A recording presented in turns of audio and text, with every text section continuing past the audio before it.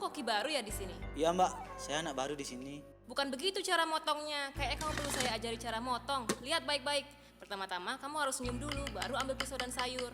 Lalu sayurnya kamu potong dengan penuh cinta seperti ini. Kecepatan memotong harus konstan, jangan sembarangan motongnya. Kalau sudah selesai, langsung taruh di panci. Kamu mengerti kan bocah? Ini apa-apaan lagi? Kalau sudah selesai masak, langsung dong dicuci. Ini panci juga sudah kotor, kompor berminyak. Ada.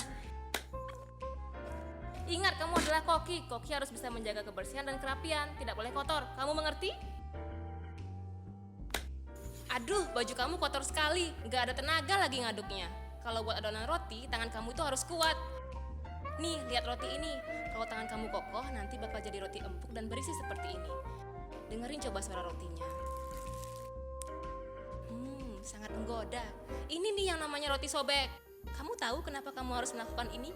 Ini cara untuk mengetahui apakah lemon ini segar atau sudah basi, karena harganya mahal. Tuh, coba lihat. Mahal kan? Intinya sih, semua pekerjaan di sini harus dilakukan dengan sungguh-sungguh dan penuh cinta. Kamu mau buktinya? Lihat saja si Dedon, sambil masak dia joget-joget. Dia punya prinsip bahwa kunci sukses membuat hidangan enak adalah memasak dengan hati. Restoran ini punya menu spesial, namanya ayam betutu. Saya juga menyiapkan sambal spesial dari potongan bawang putih. Ayam betutu kami dibilang paling top.